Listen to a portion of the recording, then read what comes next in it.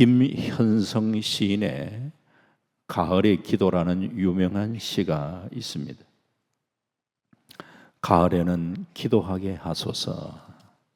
낙엽들이 지는 때를 기다려 내가 죽어야 할 것을 생각하게 하소서. 가을에는 사랑하게 하소서. 오직 한 사람을 택하게 하소서. 가장 아름다운 열매를 위하여 이 내 몸을 버리게 하소서. 이렇게 쭉 이어지는 시죠.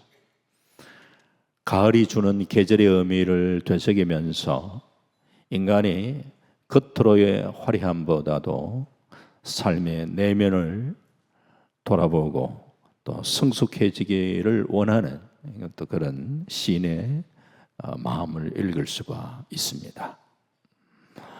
오늘 우리도 아직 가을 기분은 나지 않지만 그래도 좀 전에 말씀드린 처럼 가을은 다가오고 있는데 이 가을에 우리 성도님들 열매 맺는 가을 되시기를 바랍니다. 영국의 부흥 전도자인 로랜드 힐 목사가 어느 날 길을 걷다가 희한한 광경을 목격합니다. 여러 마리 돼지가 마치 양이 목자를 따라가듯이 한눈도 팔지 않고 어떤 사람을 쫄쫄 쫓아가고 있었습니다.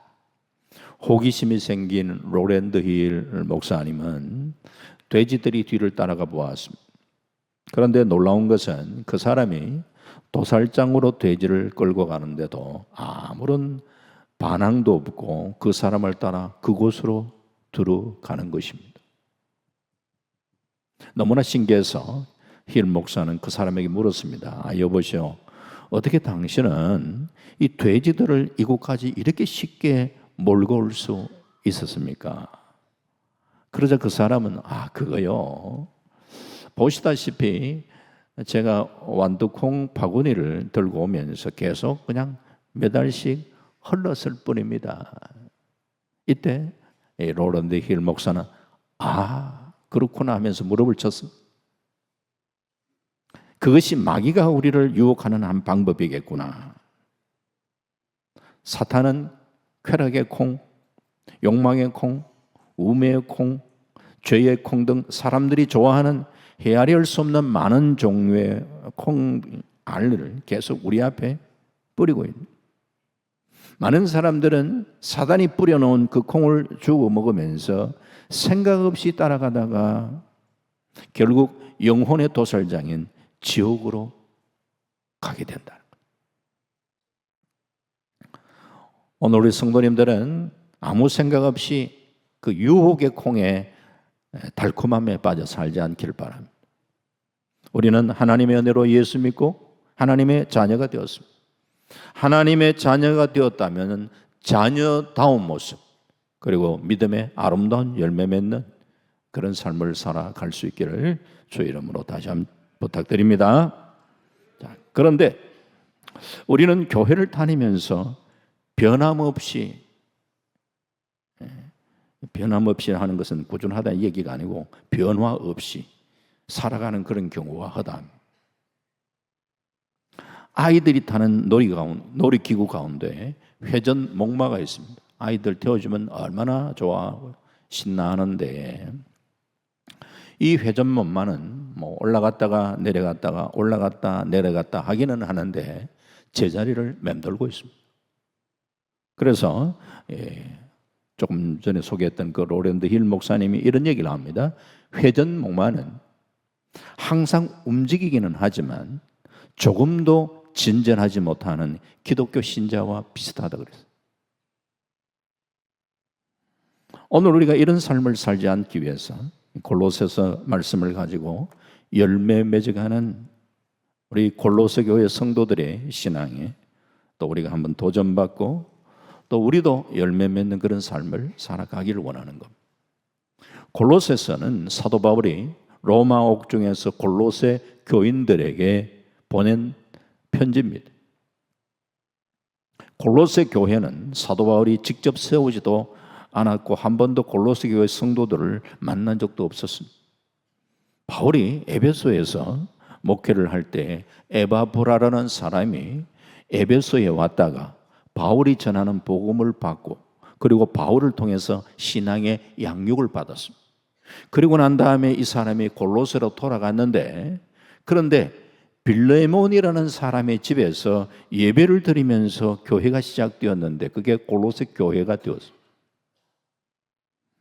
이렇게 직접 본인이 가서 복음을 전하지도 않았는데 이 하나님의 특별한 은혜와 인도함 속에 이 골로새 교회가 세워지다 보니까 사도 바울이 골로새 교회를 위해서 기도를 하면은 감사가 막 나오는 거예요. 야, 내가 직접 가서 복음을 전하지도 않았는데 어떻게 교회가 세워지는가? 그냥 감사.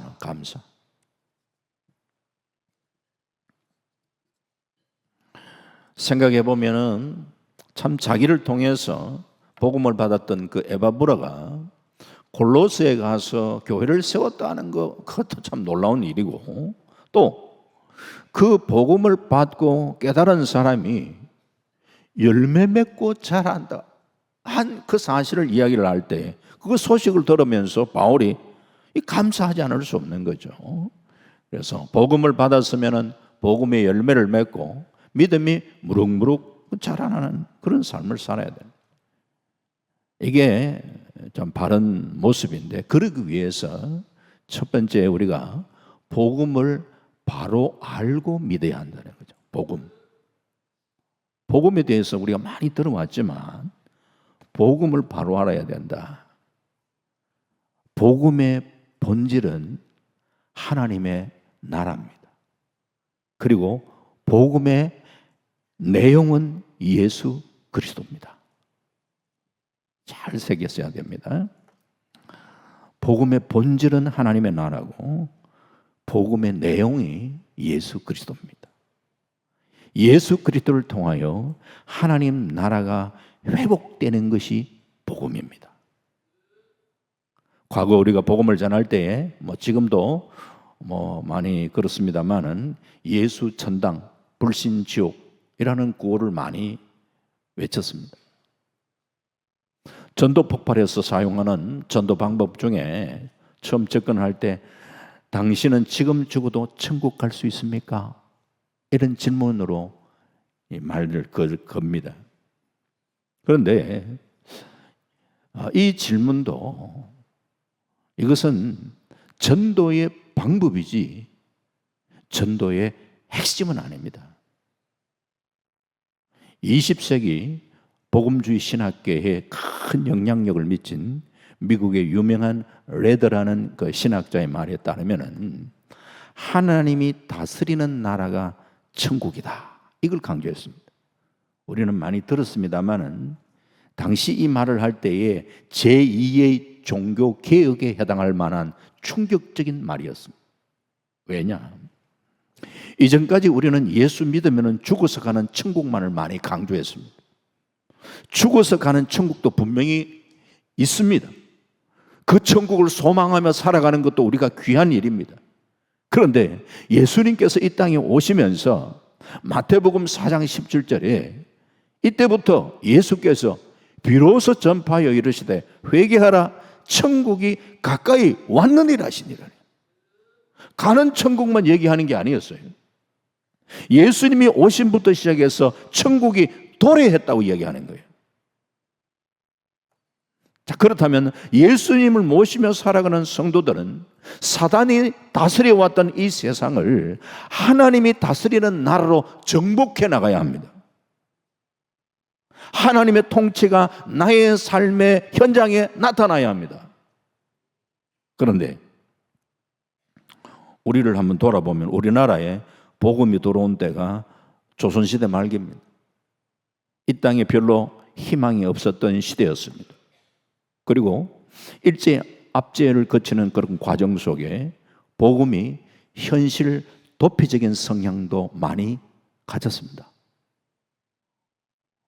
이 땅에 있을 맘 없도다다라는 그런 찬송을 부르면서 내세를 기다렸던 그런 내세에 대한 그 신앙이 아주 강렬했던 그런 때가 있었어요. 물론 우리가 가는 천국에 대한 간절한 소망을 가진다는 게 그것도 사실 중요합니다. 하지만 그런 내세 중심의 어떤 그런 신앙이 우리 한때 기독교가 막 복음화 되면서 복음화율이 25%가 되었다고 하는 그때에도 과연 기독교가 세상에 얼마나 많은 영향력을 끼쳤는가를 생각해 보면은 한번 우리는 돌아봐야죠.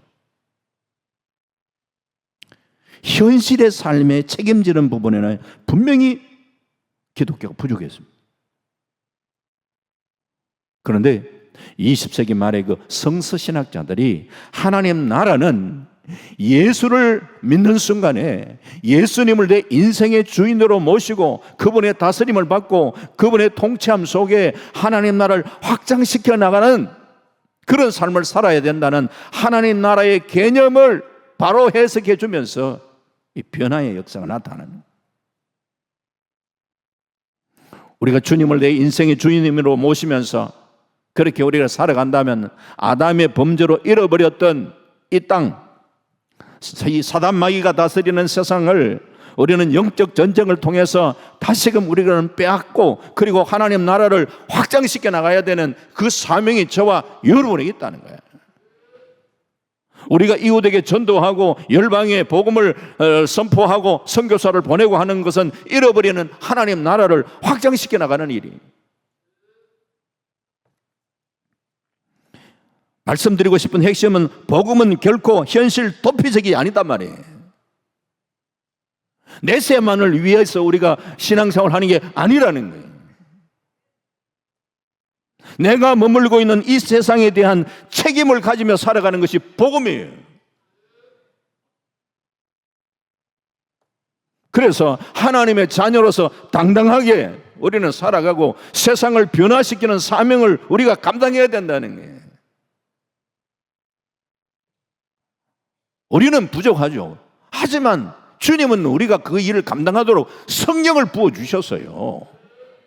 그 성령을 의지하면서 세상 속에 나가 우리는 주를 의지하며 승리의 삶을 살다가 자주 제가 얘기합니다만 강조합니다만 우리가 주님 앞에 나왔을 때에 좀 세상에 살던 성전보를 좀 주 앞에 올려드리자는 거예요. 하나님, 지난 한 주간 살아가면서 주님과 함께하는 삶을 살면서 승리의 삶을 살도록 도와주셔서 감사합니다. 하지만 부족한 부분이 있었습니다. 다시금 주의 성령으로 다시 한번 무장해서 새로운 한 주간 믿음으로 신앙으로 또 한번 승리할 수 있도록 하나님 역사하여 주시옵소서. 좀 이런 강력한 좀 다이나믹한 복음의 능력을 무장한 우리의 성도들이 이 세상을 이기며 믿음으로 나아가는 이런 모습들이 우리가 살아가야 할 삶의 모습이란 말이에요.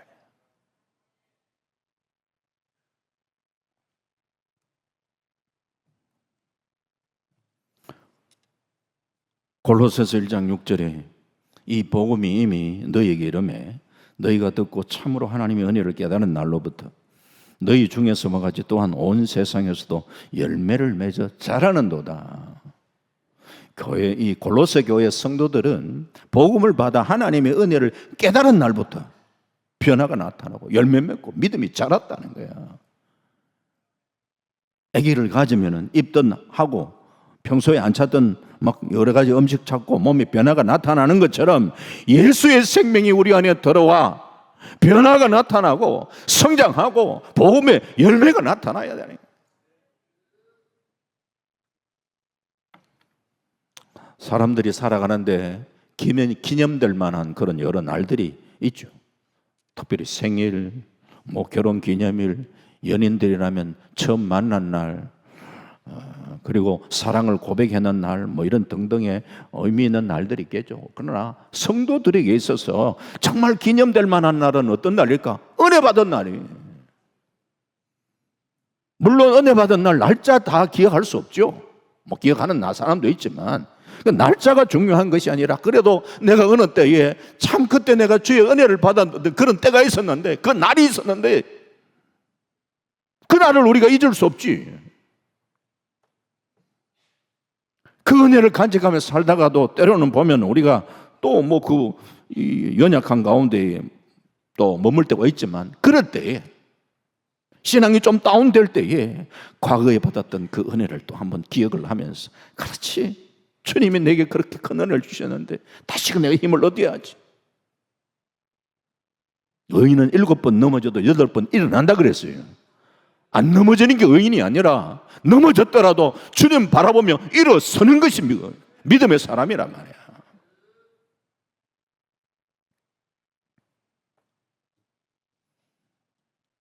이런 은혜를 받은 것도 참 귀한데, 이런 은혜를 받았으면 복음에 합당한 열매 맺는 성숙한 삶을 살아야 합니다. 고린도후서 6장 1절에 우리가 하나님과 함께 일하는 자로서 너희를 구원하노니 하나님의 은혜를 헛되이 받지 말라. 하나님의 은혜, 얼마나 귀한 은혜. 그 은혜를 받았으면 그 은혜를 헛되이 받지 말자. 헛되이.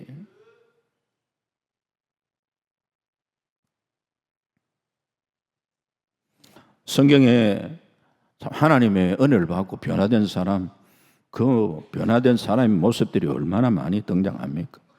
요한복음 4장에 우리 잘 아는 사마리아 여인, 남편 5을 두었지만 인생의 참 만족을 누리지 못하고, 그러다 보니까 동네 사람들이 얼마나 손가락질 하겠어요. 그래서 이 동네 사람들, 특히 여인들 물 들어오는 그 시간 피해서 그 한낮 그 태양빛이 내리쬐는 사람들이 움직이지 않은 그런 시간에 정오에 물 들어오는 한낮에, 그러나 물 들어왔다가 그 우물가에서 예수님을 만나고 대화하다가 예수님을 구주로 그렇게 받아들이게 되니, 이 여인이 물길로 가져왔던 물동이 버려둔 채로 동네에 들어가잖아요. 그리고 동네 사람들아 보라, 내가 메시아를 만났다 이야기하는 거예요. 야, 예수를 만나니까 예수를 증거하는 삶을 사는구나. 그건 당연한 거고, 오늘 이 여인 자신의 삶이 부끄러워가지고 사람들에게 드러내고 싶지 않았던 열등의식에 사로잡혔던 그런 여인이 아니에요. 이 여인이 예수님을 제대로 만나니까 복음의 능력이 이 여인으로 하여금 사람들에게 나아가게 하고, 동네 사람들아 보라라고 이야기하면서 그 모습 속에는 과거의 모든 열등의식이 다 사라지고 자신을 드러내는, 내가 만났던 예수를 증거하는 삶으로 바뀌어지는 그런 삶을 우리는 보게 된, 그게 복음의 능력이란 말이에요. 하나님의 은혜를 맛보면서 우리의 삶에도 이런 변화가 나타나기를 바랍니다.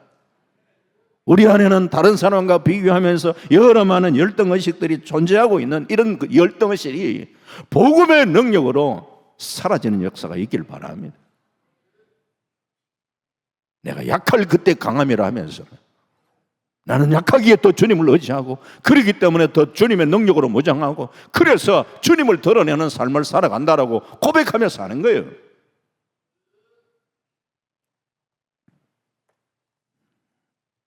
이렇게 우리가 예수를 제대로 믿고 변화를 받, 그러면 삶의 목적이 바뀌고 삶의 우선순위가 바뀌고, 과거에는 교회 가는 것보다도 뭐 잔치나 개초나 동창회 그러면 그게 우선이었는데, 은혜 받고 나니까 이게 우선순위가 바뀌어야 돼. 교회 우선이 되어지는. 그런데 전혀 그게 없다, 뭐 변화가 없다 이러면 정말 내가 중생의 체험을 간직하고 있는지 자신을 점검하셔야 돼요. 중생이라는 하나님 앞에 온전히 새로운 인간으로 변화되는 그런 은혜가 과연 나에게 있었나 돌아봐야죠. 진짜 우리가 은혜를 받고 우리 자신의 삶이 그리스도를 위한 삶으로 바꿔지고 복음을 제대로 알고 바로 믿어서 삶의 변화가 우리 모두에게 나타날 수 있기를 주의 이름으로 축원합니다. 두 번째, 골로새 교회를 보니까 믿음, 소망, 사랑 이런 열매가 있었어요. 우리가 한 가지 열매를 가지는 것도 그것도 사실은 귀한 건데, 믿음, 소망, 사랑 너무 많이 들어왔는데 강조하고 싶은 것은 그 세 가지 열매가 같이 열매에 맺었더라는 거죠. 이 골로새 교회가 오늘 골로새서 1장 4절 5절에 이는 그리스도 예수 안에서 너희 믿음과 모든 성도에 대한 사랑을 들었으며 너희를 위하여 하늘에 쌓아둔 소망으로 말미암음니 곧 너희가 전에 복음 진리의 말씀을 들은 것이라. 바울은 골로새 교회의 신실한 일꾼 에바브라로부터 교회의 소식을 듣고 감사했죠. 즉 골로새 교회 성도들이 믿음과 사랑 그리고 하늘에 쌓아둔 그 소망을 간직하며 그렇게 열매 맺고 살아가고 있다, 이 얘기를 듣고 감사하네. 바울이 고린도전서 13장 13절에도 믿음, 소망, 사랑 이 세 가지는 항상 있어야 된다고 강조했던 것인데, 그렇게 바울이 강조했던 믿음, 소망, 사랑의 열매가 같이 그렇게 열매 맺는 이 골로새 교회를 보니까 감사하지 않을 수 없죠.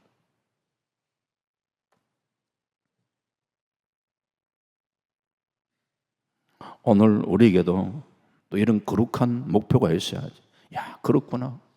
우리 교회도 믿음, 소망, 사랑 이 열매가 함께 열려지는 그런 교회, 골로새 교회 같은 칭찬받는 그런 교회가 될 수 있기를 주의 이름으로 축원합니다. 그러면서 여러분이 우리가 교회를 위해서 기도하는 것은 나 자신과도 연결되잖아요. 나 자신. 우리가 그런 삶이 돼야 돼요. 기도하면서. 그러기 위해서는 어떻게 해야 되느냐? 이 말씀이 중요해요. 로마서 10장 17절에 그러므로 믿음은 들음에서 나며 들음은 그리스도의 말씀으로 말미암느니라. 믿음의 성숙을 위하여 말씀이 내 마음판에 잘 새겨져야 돼요. 하나님의 말씀이 마음에 심겨져 뿌리가 내리기 위해서 중요한 것은 우리가 신앙생활을 잘 하려면 마음 관리를 잘 하셔야 돼요. 땅은 그냥 내버려 두면요, 거기 그냥 가만히 있는 게 아니고 땅에는 잡초가 생기는 것처럼 우리 마음도 경영을 안 하면은 우리 마음에 잡초가 생깁니다. 이 잡초를 제거해야 하나님의 말씀을 우리는 수없이 듣는데 그 말씀이 내 안에서 뿌리를 제대로 내릴 수 있다는 거예요. 불필요한 잡생각, 걱정, 염려 이런 잡초들을 우리가 제거해야 돼요. 그래서 말씀이 우리 안에 제대로 우리가 뿌리를 내릴 수 있도록 그렇게 해야 된다는 거예요. 그러기 위해서 내가 평소에 무엇을 듣고 또 보느냐 하는 이것은 대단히 또 중요한 거예요. 롯이 소돔 고모라에 있다가 보니까 이 음란 문화의 저자가 보고 드는 것이 늘 그러는 거니까 참 그 영향력 속에 살았던 걸 우리는 창세기를 통해 보게 되는데, 창세기 19장에 보면은 천사가 소돔 고모라 성에 왔을 때 그 성 사람들이 그 천사 보고 야, 천사 저 뭐 참 자기들을 보기에 잘생기게 보여, 동성연애 하려고 그냥 얼마나 타락했어요. 롯이 소돔 사람을 말리면서 창세기 19장 8절에 내게 남자를 가까이 하지 아니한 두 딸이 있노라. 청하건대 내가 그들을 너희에게로 이끌어 내리니 너희 눈에 좋은 대로 그들에게 행해라 라는 말을 하잖아요. 이 말씀을 볼 때마다 이해가 안 되는 거예요. 아니 아버지가 내가 어떻게 그럴 수 있냐? 어떻게 이런 말을 할 수가 있냐? 이거 이해가 안 돼. 이해가. 네? 물론 당시 풍습에서 자신의 집에 들어온 손님은 목숨을 걸고 지킨다, 뭐 그런 게 그 당시의 풍습이다, 습관이라고 이야기하지만 그걸 떠나가지고 어떻게 아버지가 그런 얘기를 이 말을 할 수 있냐? 결국 늘 보고 들은 그런 세상 속에 살다가 보니까 당시 그래도 그 중에서는 그 세상 가운데서는 제일 그래도 어렵다 하는 그런 인정을 받는 게 롯인데, 롯이 그런 생각을 하고 그런 말을 하는 걸 보면 얼마나 죄악에 깊이 빠져 있었는가 말이야. 알 수가 있는 거예요. 보고 듣는 거 지켜나가야지. 스마트폰을 통하여 우리가 유익한 정보도 있지만, 그러나 이런 스마트폰 통해서 영상물 통해서 우리가 좋지 않은 것들은 우리가 차단해야 해요. 우리의 영과 육은요 연결되어 있어요. 연결. 우리가 뭐 보는 게 뭐 영적으로 뭐가 뭐 크게 문제가 되겠냐, 이게 아니라 내가 보고 듣는 이것이 내 영혼에 영향을 미친다니까. 내 영혼이 어두워지는 거예요. 그래서 세상 노래도 너무 좋아하지 마세요. 마음이 뭐 모르겠어요. 세상 노래 많이 들리면, 쓸쓸한 노래 많이 들으면 그냥 쓸쓸해지고 허전해지고, 쓸쓸한 노래 많이 불렀던 가수들이 쓸쓸하게 사라지는 경우가 많아요. 교회 앞 거리 제가 보니까 김광석 거리가 있던데 아직까지 제가 김광석 거리에 아직 통과를 못 해봐서 안 가봤어요 사실. 앞부분에 있어서 뭐 편만은 봤는데 이 김광석 씨의 노래도 보면 대부분 삶의 쓸쓸함과 슬픔을 담고 있습니다. 그런 노래들 모르겠어요. 뭐 좋아하는 사람이 있는지 있으니까 제 정도까지 갔겠지. 그런데 이런 자꾸 쓸쓸한 노래들을 자꾸 부르고 하면 마음이 공허해집니다. 이 공허한 가운데에 자꾸 세상적인 것 채우려고 하고 죄악된 걸 채우려고 하는 게 우리 모습입니다. 기독교 신앙은 비움의 신앙이 아니에요. 뭐 종교에서는 자꾸 우리를 비워야 된다. 비우는 게 중요한 게 아니라 무엇으로 채우느냐가 더 중요한 거예요. 우리가 깨끗하게 비웠더니면 거기에 이 귀신이 들어오는 역사가 성경에 있는 거예요. 우리는 비우는 자가 아니에요. 무엇으로 채워야 되느냐. 깨끗한 그릇을 만들고 거기에 성령으로 채우고 말씀으로 채우고 하나님으로 채워야 돼요. 그래야 그 하나님으로 인하여 우리가 부요함을 누릴 수가 있고 그 하나님으로 인하여 승리의 삶을 우리는 살아가는 겁니다. 야고보서 1장 21절에는 그러므로 모든 더러운 것과 넘치는 악을 내어버리고 너의 영혼을 능히 구원할 바 마음에 심어진 말씀을 온유함으로 받아라. 말씀 참 잘 새겨야 돼.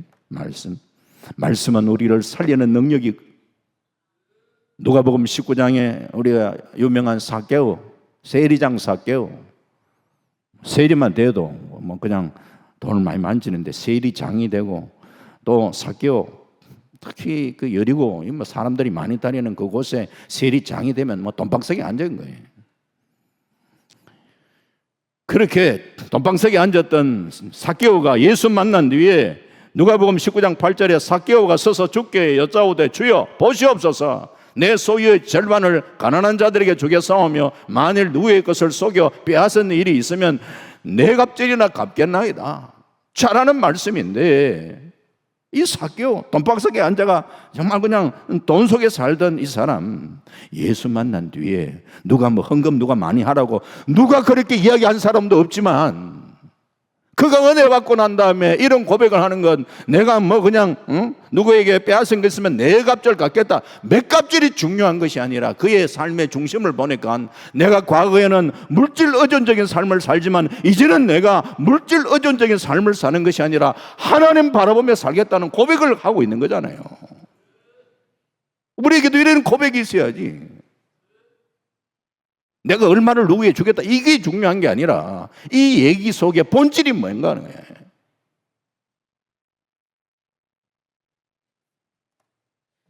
말씀은 고난 속에 우리를 버티게 하는 힘이 됩니다. 욥이 말할 수 없는 고통 가운데 참 친구들이 찾아와가지고 그래도 말 안 하고 같이 있어줄 때는 괜찮았는데 이게 더 입이라고 또 그때부터 시작해서 이제 말하기 시작한부터 콕콕 쑤시는데 네가 죄가 있어서 이렇지 하면서 자꾸 찌르는 거예요. 이런 힘든 상황 속에 욥이 하는 얘기 가운데 욥기서 6장 10절에 보면은 그러할지라도 내가 오히려 위로를 받고 그칠 줄 모르는 고통 가운데서도 기뻐하는 것은 내가 거룩하신 이의 말씀을 거역하지 아니하였습니다. 하나님의 말씀을 내가 붙들고 그 말씀을 한금 지켜보고 예를 쓰는 이 말씀을 붙들며 살아가는 그것이 힘들고 어려운 가운데서라도 자신을 버텨주는 힘이 되었다는 얘기예요. 힘든 시대를 살아가면서 우리는 무엇으로 힘을 얻습니까?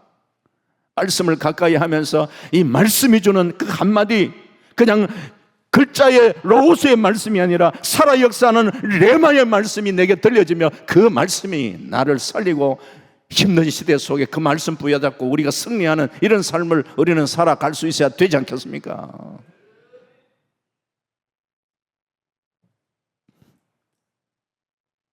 뿐만 아니라 로마서 5장 5절에 소망이 우리를 부끄럽게 하지 아니하면 우리에게 주신 성령으로 말미암아 하나님의 사랑이 우리 마음에 부음받음이라. 성령으로 말미암아 하나님의 사랑이 우리 마음에 부음받아야 사랑 열매 맺기를 원하지. 하지만 그게 잘 안 되는 우리의 모습 속에 주님은 우리에게 성령으로 말미암아 하나님의 사랑을 우리에게 부어준다 그랬지 않습니까? 하나님 그렇습니다. 성령으로 말미암아 하나님의 사랑이 우리 안에 부음받아 그 주님의 사랑을 덧입고 하나님 우리도 사랑의 열매 맺는 삶을 살아갈 수 있도록 역사하여 주시옵소서. 그렇게 살아갈 수 있기를 주 이름으로 축원합니다. 마지막 세 번째는 참 이런 열매 맺는 삶 살다 보면은 아유, 막 이 정도 하면 안 되겠나 싶은데 그거로 끝난 게 아니고 계속 자라는 성도가 되어야 합니다. 계속 자라는. 어느 순간 어느 자랐다 이랬을 때에 우리가 자만해지고 그러면 안 되죠. 이 정도 하면 내만큼 신앙생활 잘하는 사람 뭐 있나 뭐 하면서 이건 그거는요 다른 사람과 비교할 거 아니에요. 그런 사람들에게 제가 바울의 얘기를 가끔씩 하네요. 바울이 빌립보서 3장 14절 말씀에 보면은 표대를 향하여 그리스도 예수 안에서 하나님이 위에서 부르신 부름의 상을 위하여 달려가노라. 로마 옥중에서 하는 얘기예요. 나이가 환갑이 지난 바울이 그렇게 복음을 위해 애쓰고 수고하고 뭐 불편하지만 그래도 이제 로마 옥중에서 그래도 그 계시면은 누가 그 뭐 참 아이고 빨리 사도 바울이 나와야 될 텐데 생각을 하는 그렇게 예를 많이 썼던 바울. 나는 다른 사람에 비해서 이렇게 많이 수고하니까 그래 막 옥에서 나는 조금 쉬겠다 이런 얘기가 아니고 푯대를 향하여 달리기 선수가 참 멀리 있는 푯대를 향하여 마치 여기 그냥 걸어간다는 얘기야. 부름의 상을 위하여 달려간다 그랬잖아. 달려간다. 뒤에 보면은 바울의 흔적을 생각해 보면 복음을 위하여 주님을 위하여 살았던 흔적이 누구보다 많았던 그런 바울이 말이죠. 나는 이만큼 많이 주를 위해서 헌신했는데 하면서 그거 꺼내는 게 아니고 그거 다 잊어버리고 마치 처음 그냥 신앙생활 첫 출발하는 이런 마음의 자세를 가지고 마치 달리기 선수가 경기장 첫 출발점에서 그냥 막 각오를 하면서 내가 저 푯대를 향해서 달려가겠다는 이런 마음을 가지고 달려가는 게 바울의 모습이 아니에요.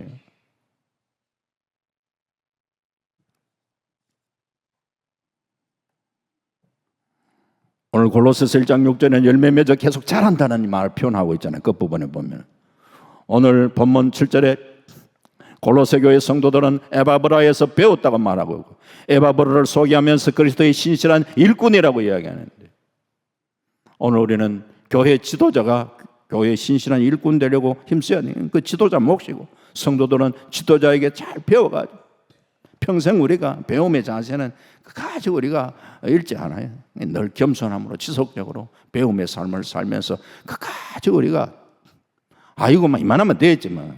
내만 나이가 이만한데 뭐 그만큼 교회 일 했으면 됐지. 이런 마음 혹이라도 갖고 계시다면 내려놓으십시오. 우리는 주님 앞에 설 때까지 끝까지 달려가는 삶을 살아야 합니다. 아이고 나는 뭐 나이 들고 이래가 아직까지 성경이 참 뭐 그냥 잘 모르겠어. 어쩌면 아직까지 다 믿어지지 않는다 할지라도 도전해 보십시오. 심지어는 성경을 비판할 목적을 가지고 성경을 읽던 사람도 변화된 사람이 있는데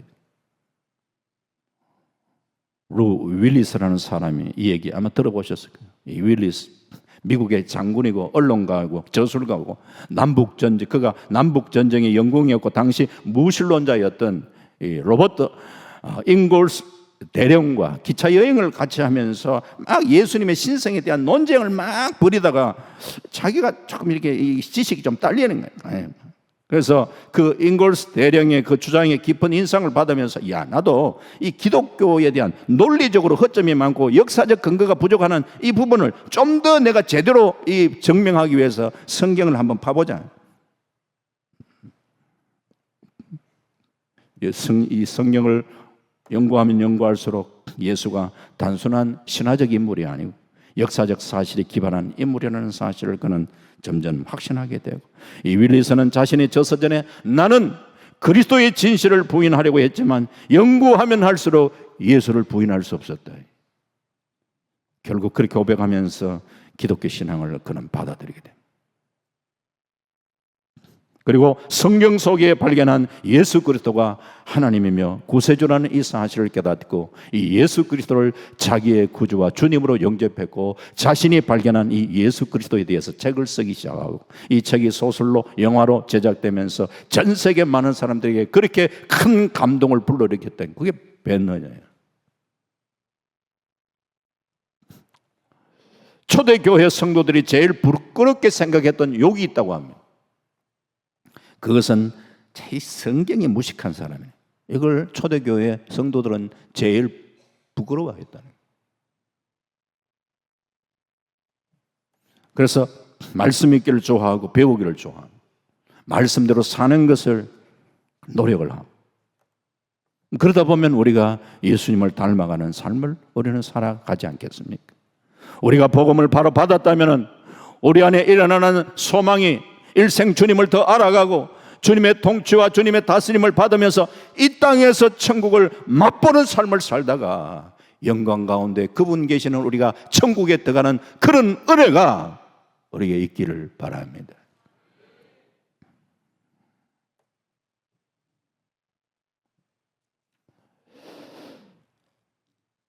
골로새 교회 안에는 이 대부분이 보면 이방 사람이었기 때문에 구약 성경에 대한 배경도 사실 크게 없었다고 봐진, 그런 골로새 교회 안에 이단의 미혹까지 있었던 그런 상황 속 이들이 기독교 교리에 대해서 깊이 배우지도 못했을 텐데도 불구하고 그런 상황 속에서 골로새 교회가 흔들리지 않았던 것은 생명의 복음을 제대로 받았기 때문에, 복음의 능력으로 무장하고 그들은 믿음이 견고하게 설 수 있었다.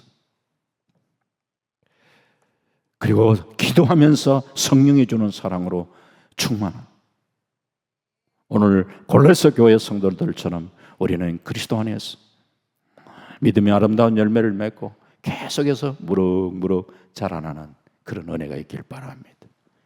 열매를 맺는다는 것은 중요한데, 요한복음 15장 8절에 너희가 열매를 많이 맺으면 내 아버지께서 영광을 받으실 것이요 너희는 내 제자가 되리라. 열매가 있으면 하나님이 영광 받으신다. 자식 잘 되면 이것은 부모의 영광이며, 그러면 괜히 자식 얘기 자꾸 꺼내고 싶어 합니다. 신앙생활을 잘 하셔서 하나님이 자랑하고 싶은 우리 동부교회 성도님 되시길 바랍니다. 욥처럼 말이죠. 하나님이 동부교회 김집사 봤나? 동부교회 이집사 봤나? 참 기특하지? 얼마나 믿음 좋은가 한번 봐라? 이렇게 자랑하고 싶은 우리 동부교회 성도님 되시기를 바랍니다. 말씀 맺습니다. 신앙생활에 열매가 없다는 것은 예수 그리스도와의 바른 관계를 가지고 있지 않은 모습입니다. 우리가 복음을 바르게 받았다면 이 복음의 능력 안에 우리가 아름다운 열매 맺고 계속해서 믿음 안에 자라는 역사가 일어나야 됩니다. 오늘 동북의 모든 성도님들이 이 복음의 능력으로 무장하고 여러분들이 이 가을에 믿음의 아름다운 열매 맺는 성숙한 신앙의 삶을 살아갈 수 있기를 주님의 이름으로 축원합니다. 아멘. 하나님 감사합니다. 사도 바울이 한 번도 가서 복음을 직접적으로 전하지 않았던 이 골로새 교회, 하나님 이들이 복음을 받고 난 다음에 복음 안에서 아름다운 열매 맺는 삶을 살고 그들이 성숙한 그런 자라나는 아름다운 모습에 오늘 우리에게 도전을 주고 있습니다. 하나님, 우리도 이 복음을 제대로 알고 제대로 믿고 이 복음 안에 아름다운 열매 맺는, 그래서 계속 지속적으로 자라나는 그런 은혜가 우리 모두에게 있게 하여 주시옵소서. 감사드리고 예수님 이름으로 기도하옵나이다. 아멘.